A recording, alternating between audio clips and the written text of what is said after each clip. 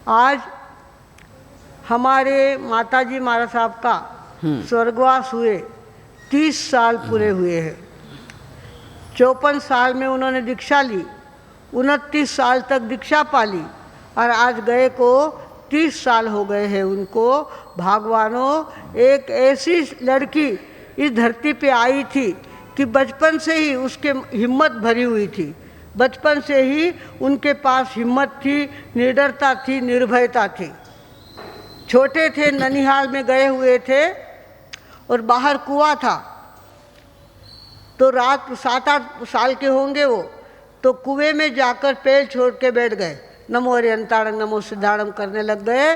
और उनको देखना था कि भूत आता है रात को कुएं में से और वो पकड़ता है, तो नवकार मंत्र के आगे भूत का कुछ नहीं चलता, तो मैं नवकार मंत्र गिनूंगी और भूत मुझे पकड़ेगा नहीं। ये इस भावना से कुएं में पैर डाल के रात के 12 बजे के बाद, आधी रात को, मंचर नाम का गांव था उनका, ननिहाल का, तो मंचर के कुएं में जाके बैठ गए। वो तो मामा जी अच्छे हुए कि मामा जी भी किसी काम से बाहर आए और उन्होंने देखा, अरे शांता यहाँ कुएं में बैठी है। बोले मैंने भूत देखनो है। कहीं कहो मैंने भूत देखनो है, नवकार मंत्र आगे भूतरो कहीं नहीं चाले, जिको मैंने देखनो है। उठा के लेके आए और उनको सुला दिया। बचपन से ही ऐसी करामाती थे वो, बचपन से ही हिम्मत बहुत थी, डर बिल्कुल लगता नहीं था। और हमेशा कहते थे रात्रा 12 बजे अमावस्या दिन मैंने कोई स्मशान में जाने बैठन तो केवे तो मैंने डर वाटे नहीं, बारला भितारलो डर वाटे नहीं, क्यारो डर वाटे नहीं, मैंने मरण रो डर वाटे नहीं, क्यारो डर वाटे। ऐसे वो पहले से निर्भय थे, निर्भय थे। तभी तो हम 5 आदमी को लेकर ठेठ दिल्ली तक पहुँचे। हम 4 छोटी छोटी, हमारे मधुस पिताजी, मंगल प्रभा जी 19-20 साल के, मैं 25 साल की और अरुण प्रभा जी 25 साल के, इतने को लेकर दिल्ली पहुँचे। पर उनको ऐसा नहीं लगा कि रास्ते में कुछ हो जाएगा, कुछ डर लगेगा। आदमी था साथ में, वो एकदम भागा टूटा आदमी था, एक साइकिल वाला आदमी था। तो हमारे माताजी महाराज साहब बचपन से निडर थे। दूसरी बात, हिम्मत इतनी थी उनके पास, उनकी 16 साल में तो शादी हो गई, 16वें साल में शादी हो गई, अच्छा लड़का मिल गया। उनकी माँ का स्वर्गवास, वे 9 साल के थे तभी हो गई थी। वे 2 बहनें और एक भाई थे। तो वे हमेशा स्कूल में जाने का प्रयास करते थे, पर स्कूल में जाने के बाद पहले लड़कियों को स्कूल में नहीं भेजा जाता था, पर वे जाते थे। छोटा गांव था और इनका घर बड़ा था, तो बड़े घर का बच्चा उसको कौन नकार दे, वे जाके बैठते थे। उन्होंने पढ़ाई करी वहाँ पे। पढ़ाई करने के बाद 5वीं में 4थी कक्षा पूरी हुई और पंचम जार्ज वहाँ पर इन्फेक्शन के लिए आए। तो सबको पूछा किसी को कुछ कहना है क्या, तो शांताबाई ने हाथ ऊपर किया, मुझे कहना है। बोले मुझे 5वीं में पढ़ने की आज्ञा मिली जाए, मुझे 5वीं में पढ़ना है। 4थी क्लास तो हो गई है, 5वीं क्लास में पढ़ना है। 5वीं क्लास को अभी 2 महीने बाकी थे परीक्षा को, 5वीं की परीक्षा को 2 महीने बाकी थे। और उन्होंने टीचर को कहा इस लड़की को सारी पुस्तकें दो और ये पढ़ाई करे। 2 महीने में उन्होंने 5वीं क्लास की पढ़ाई भी करी और अच्छे नंबर से पास हुए। ऐसे पहले से उनके अंदर कर्तव्यगारी थी और हिम्मत थी। हिम्मत ऐसी थी, पंचम जार्ज के सामने हाथ ऊपर करके कहा छोटी बच्ची ने कि मुझे कुछ कहना है, और कह के दिखाया। ऐसे माताजी महाराज साहब हमारे कैसे थे, एक तो निर्भय थे, दूसरी बात हिम्मत इतनी थी उनके पास, जो करना सो अच्छा करना, फिर दुनिया में किससे डरना। शादी करके ससुराल में आए तो पतिव्रत धर्म कैसे पालना चाहिए ये खुद भी ध्यान रखते थे और वहाँ की बहुओं को भी सिखाते थे। पतिव्रत धर्म पालना चाहिए, एक पतिव्रत धर्म पालना बहुत बड़ी बात होती है और वो सबको करनी चाहिए, ऐसी सिखावन देते थे। बचपन से धार्मिकता इतनी ज़्यादा थी उनके कि वो पूरे घर का पानी धोवन करके रख देते, वापरने का पानी, पीने का पानी सब धोवन करके रख देते थे ताकि घर असुस्ता ना हो। और घर की रसोई ऐसी बनाते थे, हमारा घर गांव में घुसो तो पहले नंबर पे जिमने हाथ पे हमारा घर आता था।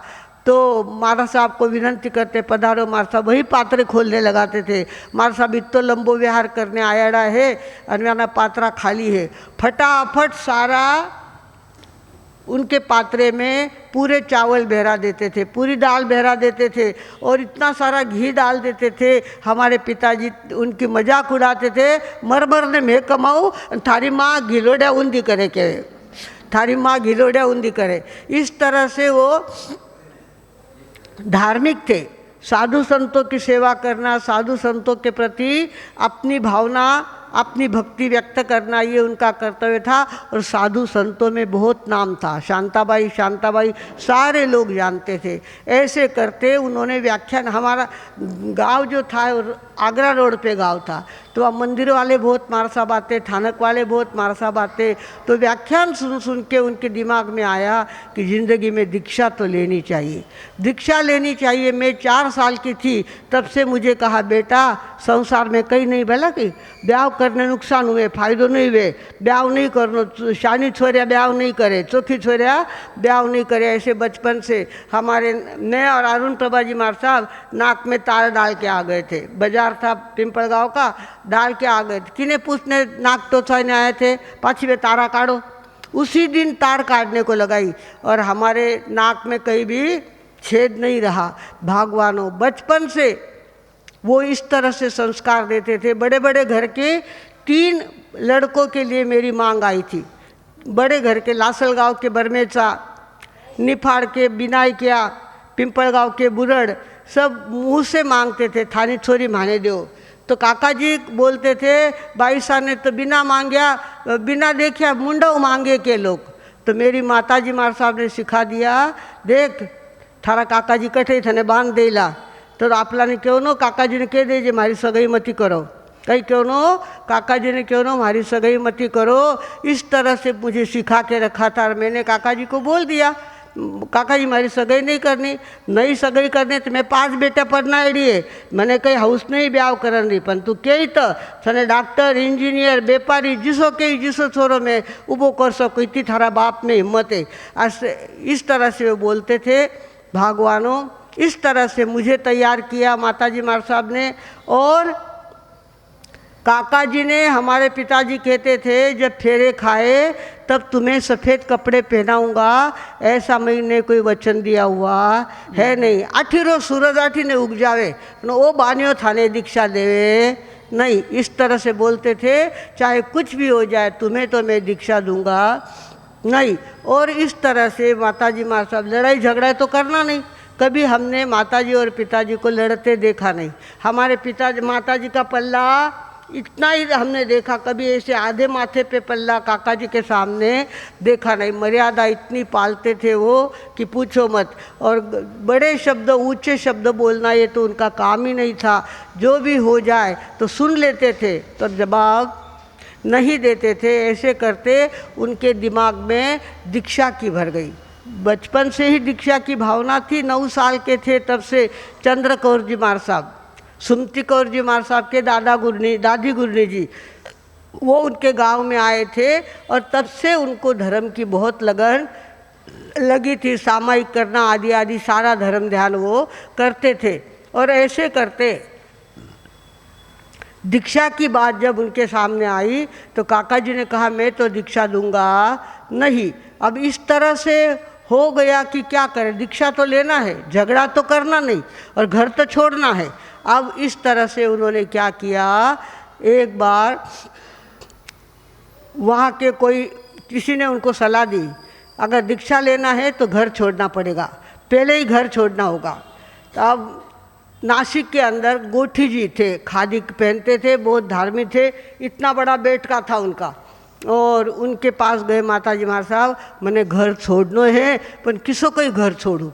तब गोठी जी ने कहा, रेलवे स्टेशन पे जाके खड़ा हो जाना बोले, और जो गाड़ी रुक जाए उसमें बैठ जाना, जहाँ जाती हो गाड़ी वहाँ चले जाने, वहाँ महाराज साहब हो तो महाराज साहब के पास चले जाना।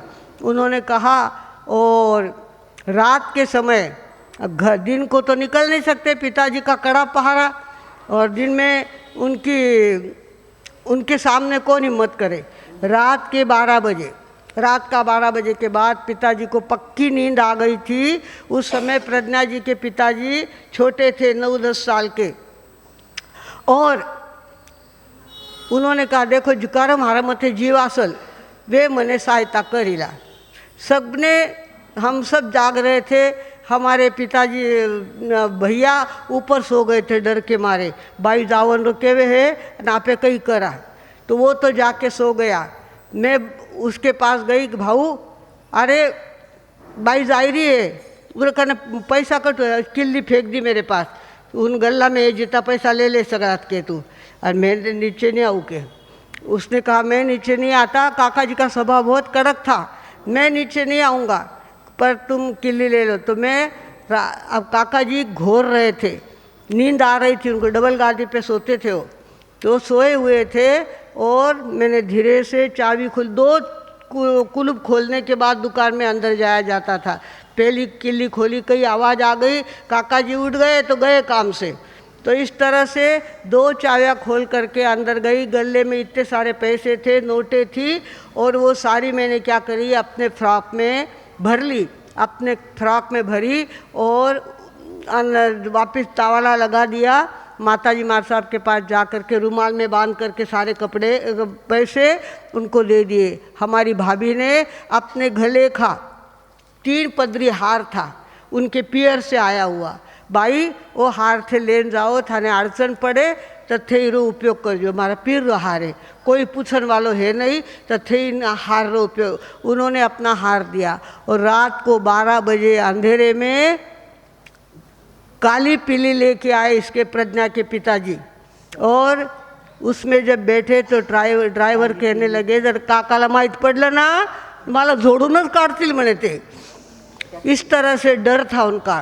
तो लेके गए, नासिक में पहुँचे, वहाँ जा कर के उनको बेंगलोर की गाड़ी मिली, और बेंगलोर पहुँचे। बेंगलोर जाने के बाद मिश्री लाल जी कात्रेला, मिश्री लाल जी कात्रेला उनको सामने वहाँ मिले। वहाँ जड़ाव कौर जी मार साहब विराज रहे थे। माताजी मार साहब ने कहा मैं बिना पूछे घर छोड़ के आई हूँ, मुझे दीक्षा लेनी है, और मेरे श्रावक जी दीक्षा नहीं देते, तो मुझे किसी ने कहा घर छोड़ोगे तो अपने आप हिम्मत आएगी, इसके लिए मैं आई। तो मार साहब ने कहा रहे हो आठे शांति रहे हो। कात्रेला ने कहा, कात्रेला जी को कहा देखना मेरे घर समाचार नहीं पहुँचने चाहिए, मेरे गाँव में समाचार नहीं पहुँचने चाहिए। पिताजी ने तो इधर न जाने कितनी कितनी इंक्वायरी करी, कितनी खोज करी, पर कहीं सगा संबंधियों क्या माताजी मार साहब का पता लगा नहीं। ऐसे 3 महीने माताजी मार साहब बेंगलोर में रहे, और वापिस पिताजी ने कहा कि थे घरे आ जाओ, उनको पता चल गया कहीं से कि ये बेंगलोर में है, तो थे घरे आ जाओ, मैं थान दीक्षा देऊँ। इस तरह से कहने के बाद घर आए, और पिताजी तो वापिस बदल गए, क्या री दीक्षा क्या रो कहीं दीक्षा नहीं, भिक्षा नहीं किया। अरे बाप रे, अपन तो धोखा खा गए बोले। इस तरह से माताजी मार साहब ने तब क्या किया, घर में रहते थे, हमारे घर में पिताजी को फ्रूट लाने की बहुत आदत थी। इतने सारे अंगूर लाते थे, इतने सारे आम लाते थे, तरबूज खरबूज, सारी दीवार भरी हुई होती थी। और माताजी मार साहब ने संकल्प कर लिया अब फ्रूट खाना नहीं, अग्नि को छूना नहीं, ऐसे कई नियम उन्होंने कर लिए। और रोज़ की 5 सामायिक करते, 5 सामायिक करने के बाद नीचे उतर के आते, 1.5 पुरुषी का पालना करते, और उसके बाद सारा धर्म ध्यान करते। भगवानों, ऐसे हमारे माताजी मार साहब ने बड़ा पुरुषार्थ किया, बड़ा पुरुषार्थ किया, तो भी पिताजी तो पिघलते नहीं थे। तो एक मुझे उन्होंने क्या किया, प्रशांत ऋषि जी मार साहब का जन्म हुआ, और माताजी मार साहब का आबे आठरे उन्होंने आबे नगर जाओ, नगर मार साहब कने जाओ। मैं नगर गई, 1.5 साल बाहर रहने के बाद माताजी मार साहब का पत्र आया, तू थारा भावसा ने लिख कि मैंने दीक्षा देव में मोटी उगी आबे, तू था पत्र लिख। तो उन्होंने लिख के भेजा पत्र मुझे, ईश्वर लिखने पास तू भेज। तो इस तरह से पत्र लिख करके मैंने पिताजी को भेजा। पिताजी के समाचार आया, बेटा तू घरे आओ, पछे आपे विचार करा।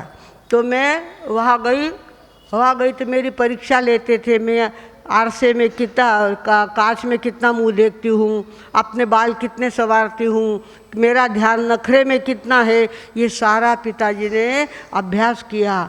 और 15 दिन के बाद दोपहर की नींद के बाद सो करके उठे थे और मैं ऊपर गई थी तो कहा कह बेटा, तो मैं हमको बहुत प्यार से रखते थे वो, तो मैं जाके बैठी, मैंने कहा भाऊसा काका जी मन दीक्षा लेवनी ना। अरे भाऊ दीक्षा लेवनी मारी कोई नकार नहीं है, ने 5 बेटा पढ़ना ही है, थारे दीक्षा लेवनी तुम्हारी मना नहीं है, पण दीक्षा घनी कड़क रेवे, उनमें पैसा लफड़ा रो मालता पैसा लफड़ा में पड़नो नहीं और मालताल खावनो नहीं। साधु संताने घना लोग मालताल बेरावे पण आपे मालताल खावनो नहीं और पैसा लफड़ा में कभी पड़नो नहीं। ऐसी 2 सीख उन्होंने दी। और पिताजी माताजी तो पिछवाड़े के कमरे में सोए हुए थे, मारा नसीब में दीक्षा नहीं है, जाऊँ तू लेवे उनमें मैं समाधान मानूँ।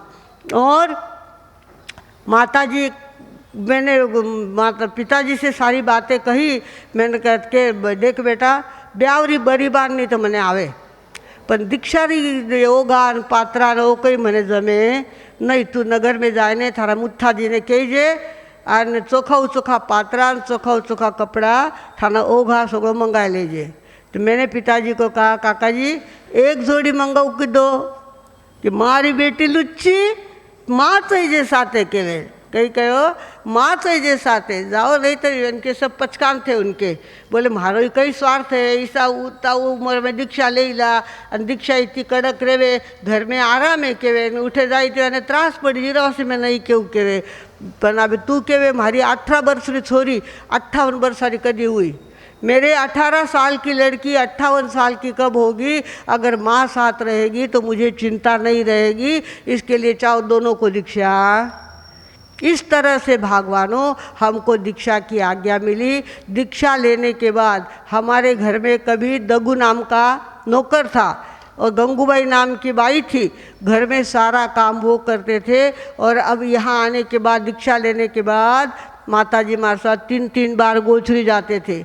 मुंबई के अंदर हमारा पहला चौमासा मुंबई के माटुंगा में हुआ। दूर दूर तक गोचरी जाना, 3 टाइम गोचरी जाना।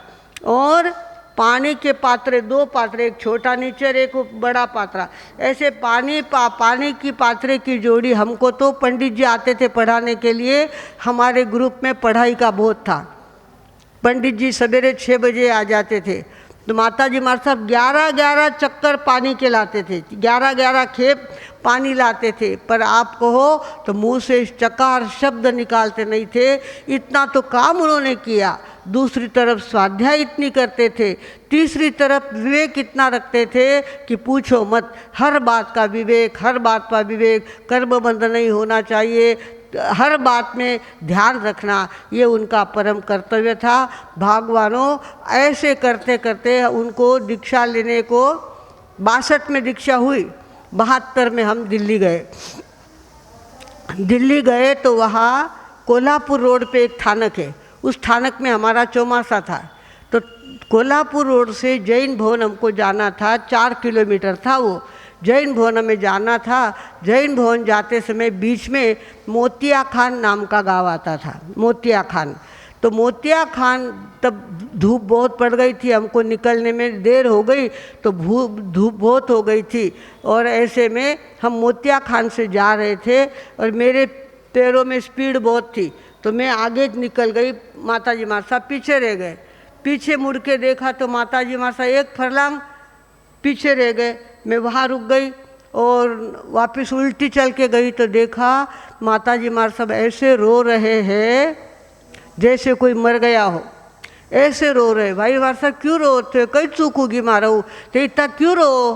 तो वो कहा बेटा देखियो नहीं तू आबार साइकिल मते, साइकिल के ऊपर चमड़े का गट्ठर लेकर के कसाई जा रहा था और उस चमड़े में से खून टपक रहा था, चमड़े में से खून टपक रहा था। देखियो नहीं कि इतना चमड़ा लेने गए वो कसाई और इतना जीवा ने मारे असल उन्हीं। बेटा मारा पेट में आई है तो कहीं तेई जीव दयारो काम कर।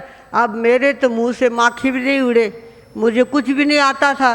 और कहा बाप रे जीव दयारो काम किसकी करा? दिल्ली में तो शक्य नहीं करना, दिल्ली तो घड़ी मोटो गाँव है, घणो मोटो शहर है। इस तरह से उन्होंने संस्कार तो डाल दिए और 72 का संस्कार उनका था। तो 82 में हमारा चातुर्मास मुंबई में था और मुंबई के अंदर हमने जीव दया का काम उठाया। वहाँ के लोग गुजराती लोग घाटकोपर के, वहाँ मारवाड़ियों का ऐसा नहीं था, नानाजीरो राज नव्हतं उठे, गुजराती लोग होता सगळा। व्याना परीक्षा में पास होनो, प्रतिक्रमण के ऊपर व्याख्यान देती थी रोज में। और ऐसे करते संवत्सरी के दिन ये विषय निकाला कि यहाँ से 6 किलोमीटर पर देवनार नाम का कत्तल खाना है और उस कत्तल खाने में रोज़ के 1500 बड़े जीव काटे जाते हैं। उस समय 1500 जीव बड़े काटे जाते हैं।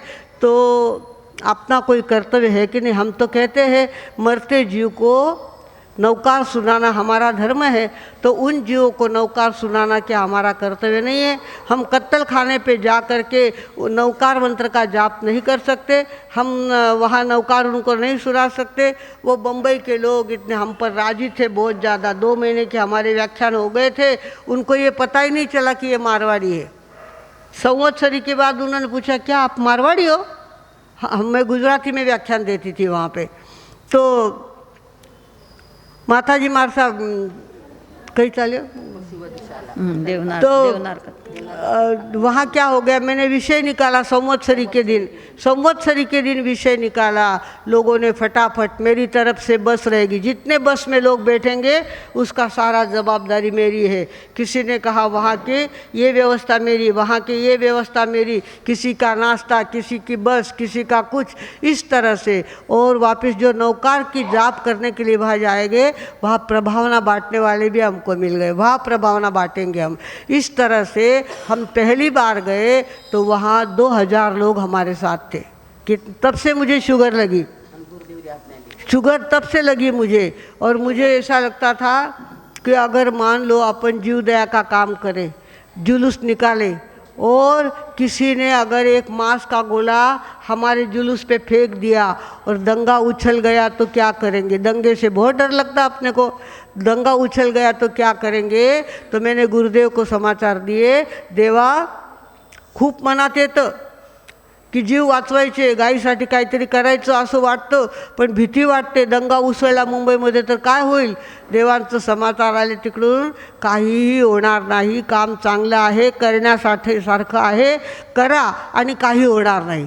और गुरुदेव का वाक्य फिर ब्रह्म वाक्य हो गया और हमने वो काम चालू किया। पहले इसमें 2000 लोग हमारे साथ थे, दूसरे में गए विनोबा के जन्मदिन के उपलक्ष्य में, तब 5000 लोग हमारे साथ थे। सारे बम्बई वाले हमको साथ देने लग गए, अच्छा काम है, हमारे बम्बई में ऐसा काम किसी ने नहीं किया, जीव दया का आप कर रहे हो, हमारा सहयोग है। इस तरह से लोग सहयोग देते गए। तीसरी बार गए गांधी जयंती के दिन तो 10,000 लोग हमारे साथ थे और लोगों ने कहा हमारी पूरी ज़िंदगी यहाँ गई, 80-80 साल की हमारी उम्र हो गई, पर ये गली हमने कभी देखी नहीं। भागवानों, इस तरह से 1982 से लेकर आज तक हम वो काम करते हैं। आज भी हमारे लोनीकट के गौरी यहाँ पे आए हैं और वो भी इतनी ज़्यादा सेवा वहाँ की करते हैं। आज भी हमारे पास वहाँ 400 गाय है। 1500 करते थे, वो 250 पर आ गए थे। उस समय माताजी मार साहब का बहुत बुढ़ापा था ना, तो वो हमारे साथ नहीं आते थे, हम लोग जाते थे पैदल और हमारे साथ भीड़ होती थी। माताजी मार साहब वहाँ रहते और वहाँ अन्ना नाम का कोई आदमी था, वो रोज़ का रिपोर्ट देता। देश पांडे था, अच्युतराव देश पांडे तो बड़े आदमी थे और अन्ना जोशी ये थे, तो वो समाचार देते थे। जो 1500 जीव कट्टे थे वो 150 तक आ गए थे, 150 जीव तक आ गए थे। हर्ष भागवानों, केल्याने होता आहे रे आधी केलेची पाहिजे। तो इस तरह से माताजी मारसा का प्रोत्साहन मिलता रहा। हम काम करते रहे और देखते देखते बम्बई में के वो हवा फैल गई कि यहाँ पर अब गैर कानूनी जानवर नहीं काटे जा सकते। गैर कानूनी जानवर काटेंगे तो पकड़े जाएंगे, पुलिस केस होगी। इस तरह की दहशत वहाँ पे बैठ गई थी और जीवों की हिंसा बहुत कम हो गई थी। भागवानों, जब इस रास्ते से हम गए तब पता चला कि गाय का क्या फायदा है। पहली बात तो आज हमारे लोग क्या करते, सब गाय को गाईचं दूध म्हणून विकतात।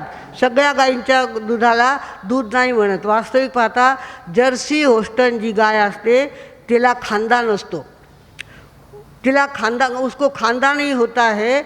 और खांदा जिस गाय में होता है वो देशी गाय कहलाती है। उस खांदे में से सूर्य केतु नाड़ी निकलती है। गाय की सूर्य केतु नाड़ी निकली, वशिंड होता है ना यहाँ पे, उसमें से सूर्य केतु नाड़ी निकलती है। तो गाय के घास का जो दूध बनता है उसके अंदर सूर्य की किरणें ऊपर से पड़ी कि उसके अंदर सोने का तत्व आ जाता था। सोने का तत्व वहाँ आ जाता है और वो दूध के अंदर वो सोना मिला हुआ होता है। उसका पीला रंग जो गाय की दूध का होता है उसका कारण उसका वो सूर्य केतु नाड़ी का प्रभाव होता है। गाय के दूध के अंदर कितने गुण हैं, गाय के दूध से मेंदू की शक्ति बढ़ती है और सारी बातें अच्छी होती है, ये सब मालूम है आपको। गाय के शेण के अंदर, गाय के गोबर के अंदर इतना फ़ायदा होता है। हमारी बहनें पहले, बूढ़ी बहनें होगी, उनको पता है गाय का घर क्या गोबर से घर को लीप लेती थी। उससे उनके हाथों में ताकत, लचीलापन होता था। हड्डियाँ के अपनी हड्डियाँ कैसी हो गई, कड़क हड्डियाँ हो गई। स्कूटर से गिरे कि फ्रैक्चर, फर्शी पर से गिरे थी फ्रैक्चर, क्योंकि हमारी हड्डियाँ लकड़े जैसी हो गई है।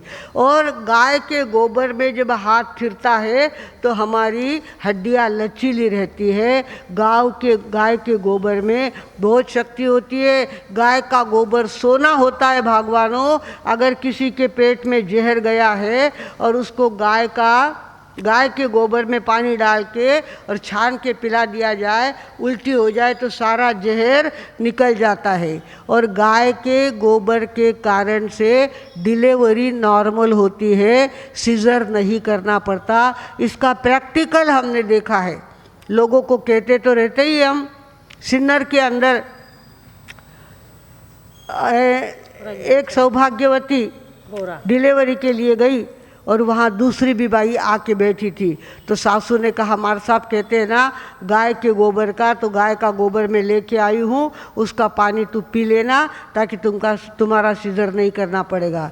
तो दूसरी ने कहा, मला पण द्या ना हो गायच्या शेणाचं पाणी, मी पण पे। डॉक्टर ने क्या कहा था, इनका सीजर करना ही पड़ेगा और सवेरे 4 बजे तक डिलीवरी होगी। उसकी सासू ने क्या किया, वो गोबर मिलाया पानी छान करके अपनी बहू को पिला दिया और 12 बजे के पहले उसकी डिलीवरी हो गई। फटाक से डिलीवरी उसकी हो गई। और दूसरी जो आई थी उसके साथ में दूसरा पेशेंट था, उसकी भी डिलीवरी हो गई। डॉक्टर ने 4 बजे का कहा था और 12 बजे के पहले उनकी डिलीवरी हो गई। भगवानों, गोबर के अंदर इतनी ताकत होती है। हम तो गाय के गोबर को तुच्छ समझते हैं। और आजकल की कॉन्वेंट पे पढ़ने वाली लड़कियां कहती है हम मेहतरानी थोड़ी है जो गाय का गोबर उठाए। आजकल ऐसा हो गया। हम तो जाते थे गांव के बाहर और वहाँ इतनी गायें होती थी तो टोपली भर सेन लेकर के आते थे। माताजी मारसा कहते थे आज घर सारवना है तो गोबर लेने आइए। तो गोबर लाने के लिए जाते थे। गोबर में हाथ डालना कोई बड़ी बात नहीं थी, पर आजकल लड़कियों को गोबर में हाथ लगाना भी मुश्किल होता है। भगवानों, अब ज़माना बहुत बदल गया, पर गाय के गोबर में बहुत शक्ति होती है। तीसरी बात, गाय का गोमूत्र। अगर सवेरे आधा कप गोमूत्र आप पी लो, खाली पेट पीना, खाली पेट गोमूत्र पी लो और उसके ऊपर से 1 गिलास पानी पी लो, आपका पेट ऐसा साफ हो जाएगा जैसे आपके फर्श साफ होते हैं, ऐसा आपका पेट साफ हो जाएगा। और आपके पेट में अंग्रेजी दवाओं का कोई टॉक्सिन अटका हुआ होगा, वो सारा निकल जाता है और पेट आपका शुद्ध बनाता है। कौन? गाय का गोमूत्र। गोमूत्र में इतनी ताकत होती है। आजकल तो हम लोग क्या करने लगे, गोमूत्र को उबाल कर गो अर्क तैयार करते हैं, और गो अर्क भी लिया तो उसका फ़ायदा होता है। हमारे श्रीमप्रीति जी महाराज साहब तो साथ में बोतल ही लगते हैं, थोड़ा भी कुछ लगा तुरंत वो ले लेते हैं आज भी। तो भगवानों, गाय के गोमूत्र में इतनी ताकत है।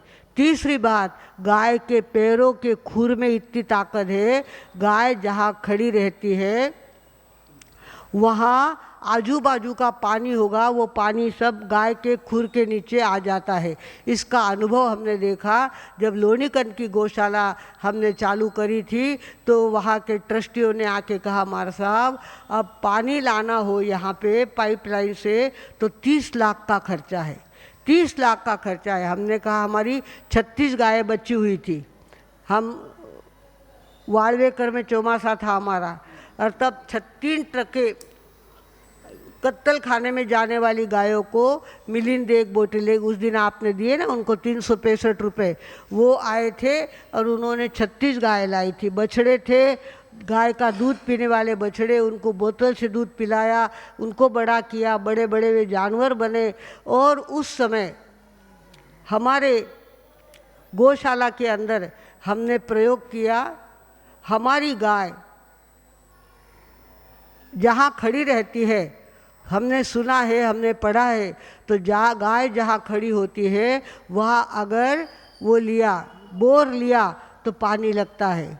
हमने अपने ट्रस्टियों को कहा कि ऐसा करो, जहाँ हमने गाय को खड़ी की है 36 गायों को, वहाँ पर बोर लेके देखो।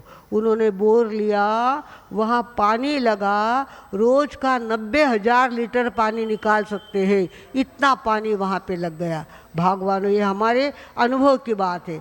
एक पहला अनुभव हमारा चंद्रपुर में आया, चंद्रपुर में पहला अनुभव आया, दूसरा हाँ चंद्रपुर, और तीसरी बात बीड़ के अंदर विजय बाबू बम्ब, हम बीड़ में गए थे, विजय बाबू बम ने कहा आप आए हो तो मुझे गौशाला खोलनी है, मेरी 2 एकड़ ज़मीन में दूंगा और आपके नाम की गौशाला खोलूँगे। मैं देखा हम उज्जवल नाम से गौशाला खोलते हैं, हमारा नाम नहीं लगाना चाहिए। बोले हम आपको पहचानते हैं, उज्जवल कुमार जी को हमने देखा नहीं, हम पहचानते नहीं हैं, हम तो आपका नाम देंगे। और उन्होंने 4 दिन में सारी तैयारी कर ली, किसी गौशाला से जानवर लेके आ गए और वहाँ पे शेड बांध के गायों को वहाँ पे रखा। 2000 लोगों का खाना बनाया, 2000 लोगों को खाना खिलाया और उसके बाद वहाँ गौशाला खोल दी। और खोलने के बाद हमारे पास आए, कहने लगे महाराज साहब गौशाला तो खोल दी पर पानी का नाम नहीं है और पानी का बहुत बड़ा प्रॉब्लम है। मैं कहा देखो हमने 2 अनुभव लेके देखे हैं, आपने जहाँ गायों को खड़ा किया है वहाँ आप बोर लेके देखो लगता है क्या पानी। उन्होंने बोर लेना शुरू किया और वहाँ उनको पानी लग गया, वे तो नाचने लग गए, अरे बाप रे इतना पानी हमारे पास निकल गया। वे तो दौड़ते हुए वापस जहाँ हम थे वहाँ पे आए और कहा कि महाराज आपने कहा वो बात सही निकली, बहुत पानी निकला है और बड़ी धार आई है पानी की, 3.5 इंच की धार पानी की आई है और बहुत बड़ा काम हो गया है। मैं तो अब सारी ज़मीन मेरी गोरक्षा के लिए 55 एकड़ ज़मीन थी उनकी। कितनी ज़मीन थी? 55 एकड़। उसमें खाली 2 एकड़ उन्होंने दान में दी थी, तो अब 55 एकड़ सारी गौशाला के लिए दे दी। उन्होंने कहा मुझे अब अपना बिजनेस नहीं करना, मेरा बेटा बिजनेस संभालेगा और मैं तो गौशाला ही करूँगा। इस तरह से भगवानों गाय के खुर में वो ताकत होती है। गाय जहाँ खड़ी रहती है वह चारों तरफ से पानी वहाँ इकट्ठा हो जाता है। जैसे माँ के गोद में बच्चा आता है और माँ को पाना आता है, इस तरह से भगवानों धरती को पाना छूटता है और धरती चारों तरफ से अपना इकट्ठा कर लेती है। इस तरह से गाय के गोबरी के धूर में भी बहुत ताकत होती है। गाय का कंडा होता है ना, गायची गोबरी, तिच्या धुरामध्ये खूप ताकद असते. वो धूर अगर आपके आँख में गया, पहले चश्मे कहाँ इतने लगते थे, चश्मे क्यों नहीं लगते थे, घर घर में चूल्हे होते थे, गाय होती थी, गाय का गोबर होता था, और गाय के गोबर के कारण से हमारे गौरियों को देखो किसी को चश्मा नहीं है, उनके घर में चूल्हे जलते हैं और गोबर का धूर उनके आँख में जाता है, आँख उनकी साफ हो जाती है, नंबर उनका आता ही नहीं है. गाय के धूर में वो ताकत है. कोरोना नष्ट होता. और हमारे भोपाल के अंदर वायु गलती हुई थी, भोपाल के अंदर कोई विषारी गैस छूट गया था, पूरे भोपाल के अंदर वो हवा फैल गई थी, कहते हैं फटाफट लोग मरने लग गए थे उस विषारी गैस से. किंतु एक घर था ब्राह्मण का घर था, उसके घर में गोबरी थी, और दूसरी तरफ उनके घर का रिवाज था, शाम के समय वो क्या करते थे, गोबरी के अंदर घी डाल देना, घी के ऊपर चावल डाल देना, और वो धूर करने के बाद घर में विषारी गैस आती नहीं है. उनके घर में 6 महीने का बच्चा था, वो भी जिंदा रहा, कोई मरा नहीं. और भोपाल में कितने लोग मरे विषारी गैस से, भगवानों. गाय के गोबरी में वो ताकत होती है, वो विषारी गैस को भी शरीर में नहीं जाने देती. भगवानों, ऐसी बहुत सारी बातें गाय के, हर बात की, गाय का गोमूत्र, गाय का दूध, गाय का गोबर, सभी में ताकत है. भगवानों, ऐसी गाय जब काटी जाती है तो कितना दुख होता है. अभी तो हमने प्रधानमंत्री को पत्र लिखा था कि आप लाल किले से 15 अगस्त को भाषण देने वाले हो, लाल किले से घोषणा करो कि पूरे भारत में गो हत्या बंदी का कायदा हो गया है. पर उनके ऊपर जिम्मेवारी बहुत रहती है, वो ऐसा कर नहीं सकते. आजू बाजू में बहुत सारे लोग होते हैं, ते म्हणतात शाकाहार तुमचा धर्म है तो मांसाहार आमचा धर्म है, तुम्ही कोण सांगणार है, इस तरह से बोलते हैं. इसके लिए चुप रहना पड़ता है. भगवानों, अभी हमारे प्रधानमंत्री ने कहा है, अभी देखो वो अफ़गानिस्तान और तालिबान का कितना बड़ा कांड हो गया.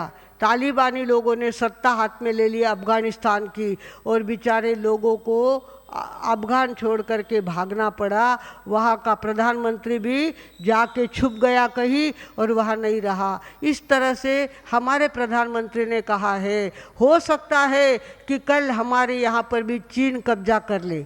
चीन बहुत बुद्धिमान है, बहुत ताकत रखता है, बहुत उनको मार्केटिंग करना आता है. हमारे देश में उनका माल बहुत बिकता है. तो हमारे प्रधानमंत्री जी ने कहा है 90 दिन तक आप अगर मेड इन चीन का सामान नहीं लेंगे 90 दिन तक, तो हमारा आर्थिक बैलेंस बहुत बड़ा बढ़ जाएगा. उनका आर्थिक बैलेंस, क्योंकि सबसे बड़ा मार्केट चीन वालों को इंडिया मार्केट है, तो वो मार्केट अगर उनका कम हो गया तो उनके हाथ पैर ढीले हो जाएंगे. 90 दिन तक आप लोग भी ध्यान रखें. 15 अगस्त की भेंट या आज की भेंट कहो कि हम जो माल होगा मेड इन इंडिया का माल ही लेंगे, दूसरा माल लेने वाले है नहीं. इस तरह से आपने चीन के माल की खरीदी कम कर दी तो देखते देखते हमारी ताकत बढ़ जाएगी, चीन की ताकत कम होगी. हमारे प्रधानमंत्री ने आह्वान दिया है कि आप चीन का माल ना खरीदे, 90 दिन तक ये नियम पाले तो बहुत फ़ायदा हमारा होने वाला है. आप लोग सुनने वाले सभी ध्यान रखेंगे, जो भी सामान लेना है देख लेना उस पर क्या लिखा हुआ है. मेड इन इंडिया लिखा है तो लेना, मेड इन चाइना लिखा हुआ है तो लेना नहीं है. भगवानों, इस तरह से हमारे माताजी मार साहब ने दीक्षा तो ली. दीक्षा लेने के बाद हमारे पास जो कट्टरपंथी है हमारे संप्रदाय वाले, उन्होंने कहा था हमारे पास दीक्षा लो. तो हमारे माताजी माँ साहब ने कहा मुझे 4 दीवारी की दीक्षा नहीं लेनी है. हमारे महाराष्ट्र के अंदर खादी के कपड़े पहनने वाले, कपड़े धो के पहनने वाले साध्वी जी का संघाड़ा है, उज्जवल कौर जी मार साहब का, वहाँ हम दीक्षा लेंगे. वे माइक पे बोलते हैं और वहाँ जाके दीक्षा लेनी है. मेरा सपना है कि हमारे व्याख्यान में हजारों लोग आए और उसके अंदर वे नॉनवेज खाना छोड़ दे. नॉनवेज खाना छोड़ देने से न जाने कितने जीवों की जान बचेगी। हम 4 दीवारी की दीक्षा पालेंगे तो वो बात होने वाली नहीं है। हमको तो महाराष्ट्र में दीक्षा लेनी है, ऐसा उन्होंने कट्टरपंथी के आचार्य को जवाब दे दिया था। और माताजी मार साहब का सपना था, वो साकार करने के लिए हम लोगों ने वही काम किया। माताजी मार साहब मुझसे व्याख्यान दिलाते थे, मुझे आता जाता कुछ नहीं था, पर माताजी मार साहब मीठा बोल बोल के मुझसे व्याख्यान दिलवाते। बेटा व्याख्यान देना चाहिए, लोग कहते हैं, संघ कहता है तो मना नहीं करना होता है, व्याख्यान देना ही होता है। इस तरह से व्याख्यान देते देते व्याख्यान की प्रैक्टिस हो गई। और इस तरह से भगवानों हमारे माताजी मार साहब ने वो काम करके दिखाया। हम नागपुर में थे, नागपुर में रोज की 1 ट्रक बकरे वापिस जाने लगे थे। लोग कहते महाराज तुम्ही आमच्यासाठी एवढं करता, आम्ही तुमच्यासाठी काय करायचं? मी म्हटलं फक्त तुम्ही नॉनव्हेज खायचं सोडायचं। नॉनव्हेज खाणं सोडलं तर आम्ही म्हणू की 1.25 लाखाचा चेक तुम्ही आमच्या गोरक्षेला दिला आहे, असं आम्ही समाधान मानू। तुम्ही नॉनव्हेज खायचं सोडा। तो लोगों ने फटाफट नॉनव्हेज खाना छोड़ा और नागपुर का मार्केट इतना ढीला हो गया कि रोज़ के ट्रक भर के जानवर वापस जाने लग गए। खाणारेच कोणी राहिले नहीं तो कापू कशाला म्हणे आम्ही। अब हमारा बहुत बड़ा नुकसान हो रहा है। कसाई हमारे पास आए थे, कहने लगे हमारा बहुत नुकसान हो रहा है, आजकल ग्राहक नहीं आते, वो कहते हमको तो प्रतिज्ञा है हम नॉनवेज नहीं खाएंगे। भगवानों माताजी मार साहब का वो सपना हमने नागपुर में जा कर के सार्थक किया। ऐसे तो जहाँ भी जाते हैं नॉनवेज नहीं खाने का हम प्रतिज्ञा लेते हैं। हमारे गौरी भी है, हमारे डॉक्टर भी है, शुद्ध शाकाहारी है, उनके घर से आहार ले सकते हैं हम, ऐसा उनका खान पान शुद्ध है। और हमारे यहाँ पे ना गौरी में कोई दारू पीता है ना कोई नॉनवेज खाता है। सारे ग्वाले हमारे आए हैं, जरा खड़े हो जाए। डॉक्टर सेवा हे सगळे गायीची सेवा करणारे लोक आहेत, निस्वार्थ भावने सेवा करतात। हाँ या बसा खाली। आज इनका सत्कार करेंगे हम सारे गौलियों का। इतनी गाय की सेवा करते हैं, 400 गायों का गोबर कितना निकलता है, उतना गोबर इकट्ठा करना और डाल के आना दूसरी जगह, और फिर गाय के दूध की धार निकालना, सारा काम वे करते। गाय जब मर जाती है उसको उठा करके गड्ढे तक ले जाना, ये सारा काम हमारे गौली करते हैं। बड़ी मेहनत उनकी होती है, पर हंसते हंसते सारा काम वे करते हैं। आज अपनी सभा में हम उनका सत्कार करेंगे। भगवानों आणि आमचे डॉक्टर कोणता डॉक्टर? शितोळे डॉक्टर। आमचे डॉक्टर शितोळे इतके देव माणूस आहेत की विचारू नका। एवढी गायची सेवा। उभे राहा डॉक्टर तुम्ही। हां रोज येतात तिथं, सगळी सेवा करतात। गायींचं ड्रेसिंग करणं, गायींच्या तब्येती बघणं, गायींची सेवा करणं, सगळं काम डॉक्टर करतात आणि गायींच्या तब्येती चांगल्या करतात। लोग क्या करते हैं, बसा खाली। लोग क्या करते हैं, अपने होटल का शीरा लेके आते हैं, बचा हुआ शीरा लेके आ जाते हैं। डॉक्टर वो शीरा गाय को खाने को नहीं देते, कहते त्याच्यामुळे गायीची तब्येत बिगड़ेल। गाय का शीरा, गाय को घास खाने की आदत है, शीरा खाने की आदत नहीं होती, उसे आंतों में चिपक जाता है और गाय की तबीयत बिगड़ती है। तो हमारे डॉक्टर इतना ध्यान रखते हैं, गाय के पेट में ऐसा आहार जाना चाहिए जिससे गाय की तबीयत अच्छी रहे, ऐसा काम हमारे डॉक्टर करते हैं। भगवानों हमारी लोनीकन की गौशाला अपने आप में जीव दया का काम करने वाली गौशाला है। अभी 10 दिन पहले, हमारे यहाँ आने के 10 दिन पहले वहाँ 3 बड़े बड़े बैल आए थे, ऐसे हाथी जैसे बैल थे, कत्ल के लिए जा रहे थे। वो तो हमारे मिलिंद देव बोटे और शिवशंकर स्वामी, इन्होंने उस गाड़ी को अटकाया और वे 3 बैलों को छुड़ा के हमारे गौशाला में ला के रखा। उसके 4 दिन बाद 16 गायें हमारे यहाँ आई। 16 गाय, बूढ़ी हो कैसी भी हो, एक गाय उसके अंदर जर्सी होस्टन थी और बाकी 15 गायें देशी गायें थी। उनको भी हमने गौशाला में रख लिया है। हमारे वहाँ इनकम का कोई सोर्स नहीं, कोई धंधा नहीं। हमारे यहाँ पे दूध बेचने का धंधा नहीं है। दूध जितना निकलता है, बूढ़ी गाय गौ देती है दूध, उसमें से एक हिस्सा हमको मिलता है साधु समाज को, दूसरा हिस्सा गौरियों को मिलता है, तीसरा हिस्सा बछड़े को पिलाते हैं और चौथा हिस्सा हमारी वहाँ भोजनशाला चलती थी, आजकल वो बंद है लॉकडाउन के कारण, भोजनालय में जाता था। इस तरह से गाय के दूध को बांट लेना, पर दूध बेचना नहीं, बात धंधा चलता नहीं। धंधा सिर्फ गोबर बेचने का धंधा होता है। गोबर लेके जाते हैं किसान और 1.5 रुपये किलो से वो गोबर की कीमत आती है। बाकी इनकम के सोर्स वहाँ कुछ भी नहीं है। राम भरोसे हिंदू होटल है हमारा, राम भरोसे चल रहा काम। जैसा भी होगा, गाय को भूखा नहीं रखते, गाय को पानी पिलाते हैं, गाय को छांव देते हैं। और ख़ास करके भाकड़ गाय जिसने दूध देना बंद कर दिया है, ऐसी गाय जब कत्ल खाने में जाती है, उनको रोकने वाले पूना में ग्रुप है। कॉलेजियन विद्यार्थी रात को पहरा देते हैं और गाय को अटकाते हैं। ऐसे गायों को संभालना हमारा काम है। ऐसी हमने 16 गौशाला खोली है। माताजी मार साहब की प्रेरणा थी, बेटा मेरे पेट में आई हो तो जीव दया का कुछ काम करो। हमारा काम कहाँ से चालू हुआ? दिल्ली में उसकी प्रेरणा मिली और बम्बई से वो काम चालू हुआ। हमारे श्रीमती मार साहब ने इसके ऊपर एक झांकी तैयार की है, वो झांकी आपको देखनी है। भगवानों, माताजी मार साहब और गौ सेवा, इसके ऊपर चाहे जितना बोलो उतना कम है, जितनी जानकारी दो उतनी कम है। गाय की बहुत सारी बातें हैं। गाय जानवर नहीं है, गाय चलता फिरता हॉस्पिटल है। गाय चलता फिरता हॉस्पिटल है। गाय जब हमराती है तो आकाश में ओझोन तैयार होता है। गाय के श्वासोश्वास में इतनी ताकत होती है। गाय के गोठे में टीबी का मरीज 3 महीने तक खाद डाल करके उनको सुलाया जाए, बिना दवा के टीबी ठीक हो सकती है।